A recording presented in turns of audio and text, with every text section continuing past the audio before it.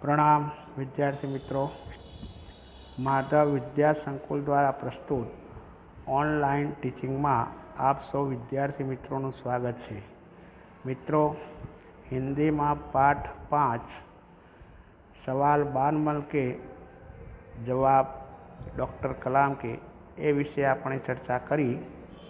आज आपणे अभ्यास कार्य तेमज स्वाध्यायना प्रश्नों की चर्चा करीशुं। तो देखिए अभ्यास कार्य। पहला प्रश्न है, प्रश्नों के उत्तर दीजिए। यदि आप इन प्रश्नकर्ताओं में होते तो आप कौन कौन से प्रश्न पूछते?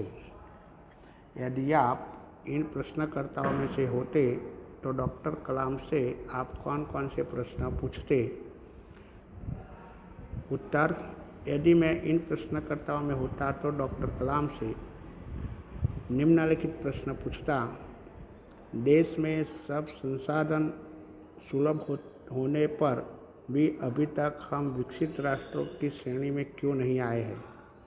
दूसरा, हमारे देश में गरीब और अमीर के बीच की खाई बढ़ती क्यों जा रही है?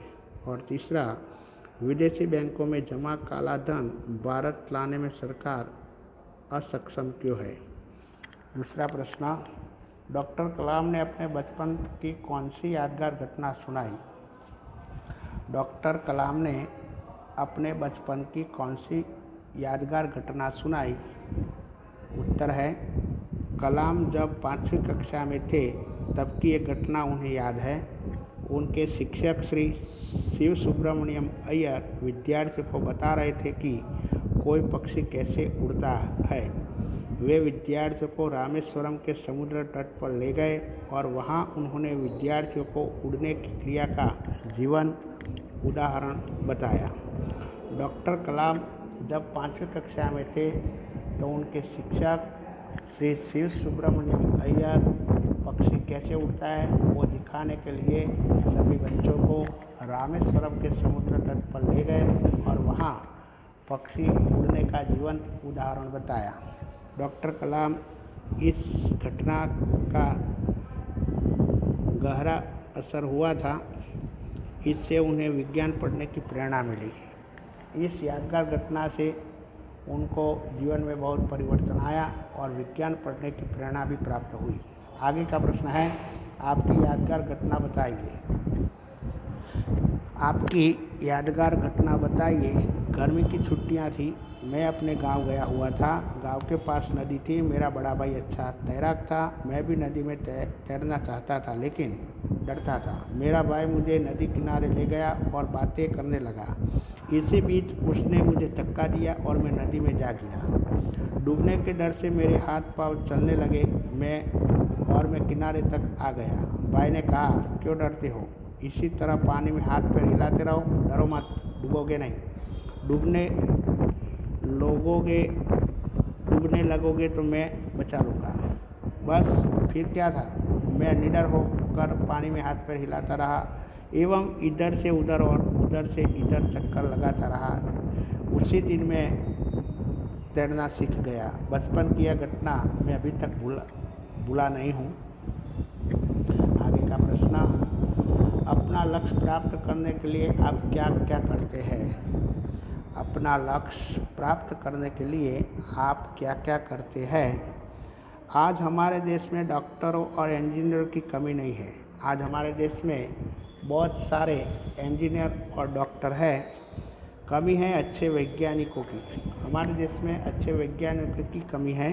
इसीलिए एक महान वैज्ञानिक बनकर देश का नाम रोशन करना यही मेरे जीवन का लक्ष्य है। मैं एक महान वैज्ञानिक बनकर देश की सेवा करना चाहता हूँ। इसे पाने के लिए मैं अपने पाठ्यक्रम की विज्ञान की पुस्तकें बड़े ध्यान से पढ़ता हूँ। विज्ञान की अन्य पुस्तकें भी स्कूल के पुस्तकालय से लेकर पढ़ता हूँ। मैं वैज्ञानिकों के जीवन पर लिखी पुस्तकें भी पढ़ता हूँ। घर पर बैठकर छोटे बड़े प्रयोग भी करता रहता हूँ। आगे का प्रश्न, किसी को मुसीबत में देखकर आप क्या करते हैं? किसी को मुसीबत में देखकर आप क्या करते हैं? किसी को मुसीबत में देखकर मैं यथाशक्ति उसकी मदद करता हूँ। तन मन धन से मैं उसकी सहायता करने से पीछे नहीं हटता। इसके लिए मैं अपने माता पिता से कुछ मांगने में भी संकोच नहीं करता। मेरे मित्र इसमें मुझे सहयोग देते हैं।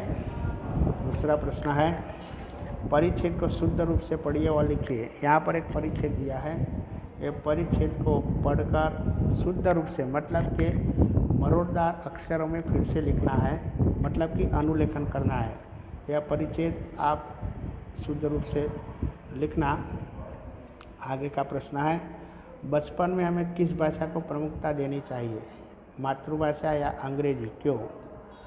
बचपन में हमें मातृभाषा को ही महत्व देना चाहिए। मातृभाषा माँ की भाषा है। माता की गोद में हम इसी में सोचता विचारना सीखते हैं। सोचने विचारने की भाषा ही हमारी अभिव्यक्ति की भाषा हो सकती है। मातृभाषा में हम अपने हृदय मन के भाव को सरल और प्रभावी ढंग से प्रकट कर सकते हैं। इसलिए बचपन में हमें मातृभाषा को ही महत्व देना चाहिए। अंग्रेजी विदेशी भाषा है, उसे पढ़ने सीखने में बहुत प्रयत्न करना पड़ता है। उसमें प्रवीण होने पर भी अपने हृदय के भाव हम उसमें असरकारक ढंग से प्रकट नहीं कर सकते। इसीलिए अंग्रेजी भाषा मातृभाषा का स्थान नहीं ले सकती। मित्रों, हमें मातृभाषा में ही अपने जीवन के उद्धार के लिए मातृभाषा को ही ज़्यादातर महत्व देना चाहिए। और आखिरी प्रश्न है, अनुमान लगाओ, तुम 2020 में हो, अपने आसपास क्या देख रहे हो, अपने विचार प्रस्तुत कीजिए। सन 2020 में मैं देख रहा हूँ कि चारों ओर हरियाली है। पिछले वर्षों में वृक्षारोपण की प्रवृत्ति में तेजी आने से यह संभव हुआ है। मेरे सामने की सड़क पर हरे भरे पेड़ फूलों से लदे हुए खड़े हैं। सड़क खूब चौड़ी और साफ़ सुथरी दिखाई देती है। लोग चीज़ें खरीदने के लिए मॉल में जा रहे हैं। सड़कों पर रिक्शे कम हो गए हैं, कारों की संख्या बढ़ गई है। इनमें भी छोटी कारें ज़्यादा है। पेट्रोल पंप बहुत व्यस्त है। फ्लाईओवर पर वाहनों का रेला देखने में बहुत अच्छा लगता है। लड़कियां फटाफट से दोपहिया लेकर आ जा कर रही है। दोपहिया वाहनों पर आ जा कर रही है। नुक्कड़ पर कोई बेकार खड़ा हुआ नहीं दिखाई पड़ता। यहाँ 2 होटल है। इस समय दोनों होटल खचाखच भरे हुए हैं। एक होटल में एक रोबोट बेर का काम कर रहा है। इस तरह मेरे चारों ओर वातावरण चहल पहल से भरा हुआ दिखाई पड़ता है। अब हम स्वाध्याय की चर्चा करेंगे। स्वाध्याय में पहला प्रश्न है, पढ़े हुए से देखा हुआ ज़्यादा याद रह जाता है। पढ़े हुए से देखा हुआ ज़्यादा याद रह जाता है, क्यों? मित्रों, देखे हुए दृश्य का चित्र मस्तिष्क में ज्यों का त्यों अंकित हो जाता है। जो हम देखते हैं एक वही दृश्य हमारे मस्तिष्क में छप जाता है। पढ़ने से केवल मन में काल्पनिक चित्र बनता है। कल्पना में वह सच्चाई नहीं होती जो यथार्थ में होती है। इसीलिए पढ़े हुए से देखा हुआ देर तक याद रह जाता है। तो कल्पना में यह सच्चाई नहीं होती जो देखने में मिलती है, तो पढ़े हुए से देखा हुआ ज़्यादातर याद रह जाता है। दूसरा प्रश्न है, भाषा के विषय में डॉक्टर कलाम ने क्या बताया? भाषा के विषय में डॉक्टर कलाम ने क्या बताया? तो डॉक्टर कलाम ने माध्यमिक शिक्षा की पढ़ाई मातृभाषा में की थी। कॉलेज और आगे की शिक्षा में उनकी पढ़ाई का माध्यम अंग्रेजी भाषा था। कलाम के विचार से कॉलेज की पढ़ाई में मातृभाषा के माध्यम से ही होनी चाहिए। इसका कारण यह है कि विद्यार्थी अपनी मातृभाषा में ही सोचता है। डॉक्टर कलाम ने अपनी शिक्षा माध्यमिक की मातृभाषा में की थी, बाद में कॉलेज की शिक्षा अंग्रेजी भाषा में की। तो कलाम के विचार थे कि कॉलेज की पढ़ाई भी मातृभाषा के माध्यम से होनी चाहिए थी। इसका कारण यह है कि विद्यार्थी अपनी मातृभाषा में ही सोचता है, इसीलिए मातृभाषा में ही अपनी बात आसानी से प्रकट करता है। जो मातृभाषा अच्छी तरह से पढ़ लेता है वही सोच विचार कर अपनी भाषा मातृभाषा में प्रकट कर सकता है। फिर भी विश्व के दूसरे देशों में संपर्क कायम करने के लिए अंग्रेजी का ज्ञान आवश्यक मानते हैं। दूसरे देशों में संपर्क कायम करने के लिए हमें अंग्रेजी का ज्ञान होना चाहिए। आगे का प्रश्न, चिराग जैन के सवाल का जवाब डॉक्टर कलाम ने क्या दिया? चिराग जैन के सवाल का जवाब डॉक्टर कलाम ने क्या दिया? चिराग जैन ने पूछा था कि आज देश के सामने सबसे बड़ी चुनौती क्या है?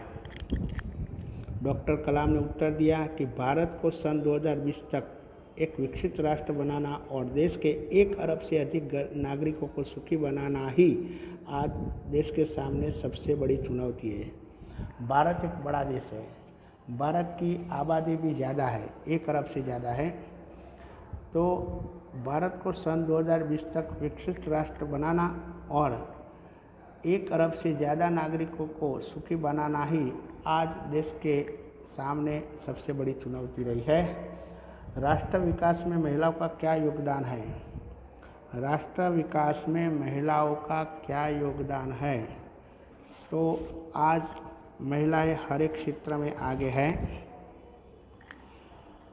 आप देखो तो महिलाएं हर एक क्षेत्र में कुछ ना कुछ करती रहती हैं और संरक्षण क्षेत्र में भी महिलाएं काम करती रहती है।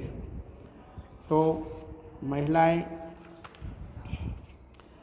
राष्ट्र विकास में महिलाओं की भूमिका पुरुषों के समान ही रही है। शिक्षक और औद्योगिक प्रवृत्ति में आज महिलाएं बढ़ चढ़कर हिस्सा ले रही है। सशस्त्र सेनाओं में पुरुषों के समान ही महिलाओं की भी नियुक्ति होती रहती है। देश की तीनों सेनाओं में पर्याप्त महिला अधिकारी है।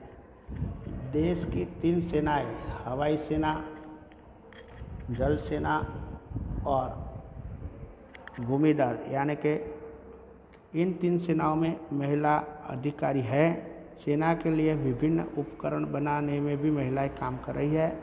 इस प्रकार राष्ट्र विकास में महिलाओं का बहुमूल्य योगदान रहा है। अब आखिरी प्रश्न है, किसी भी देश के लिए सेना का क्या महत्व है? किसी भी देश के लिए सेना का क्या महत्व है? तो सेना किसी भी देश का अनिवार्य अंग है। सेना शत्रुओं के आक्रमण से देश की रक्षा करती है।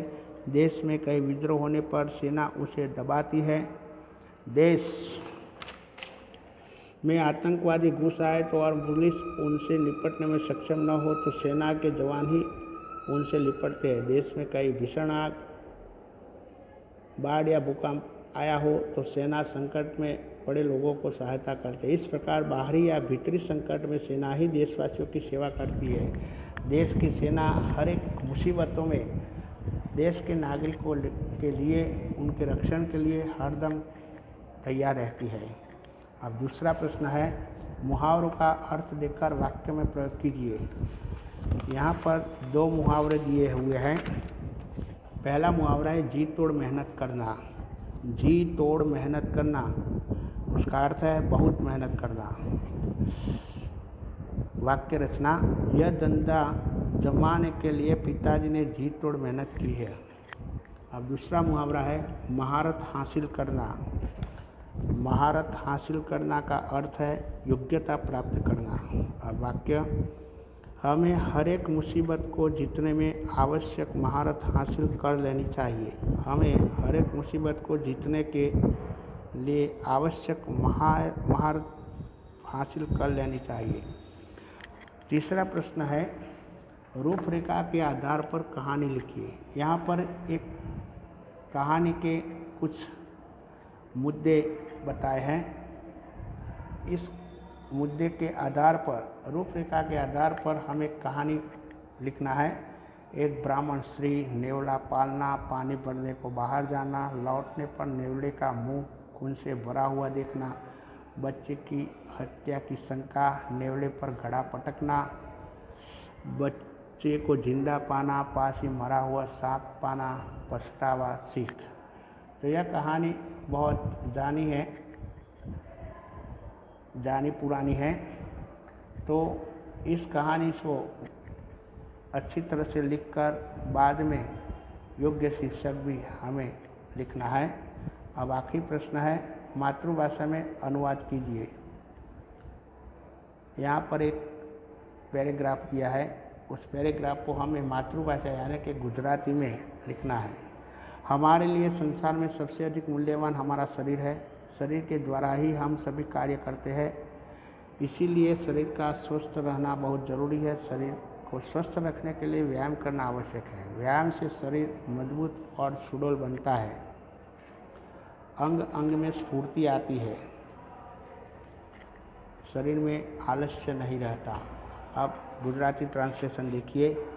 આપણા માટે સંસારમાં સૌથી વધારે મૂલ્યવાન આપણું શરીર છે। શરીર દ્વારા જ આપણે બધા કામ કરીએ છીએ, માટે શરીર સ્વસ્થ રહે તે ખૂબ જરૂરી છે। શરીરને સ્વસ્થ રાખવા માટે કસરત કરવી જરૂરી છે। કસરતથી શરીર મજબૂત અને સુડોળ બને છે, દરેક અંગમાં સ્ફૂર્તિ આવે છે, શરીરમાં આળસ રહેતી નથી। તો મિત્રો, અહીં આગળ આપણું અભ્યાસ અને સ્વાધ્યાય કાર્ય પૂર્ણ થાય છે। જે આપણે ચર્ચા કરી એનો વિશેષ અભ્યાસ કરજો અને શક્ય હોય તો ગૃહ કાર્યમાં પણ એનું લેખન કાર્ય અવશ્ય કરજો। પ્રણામ।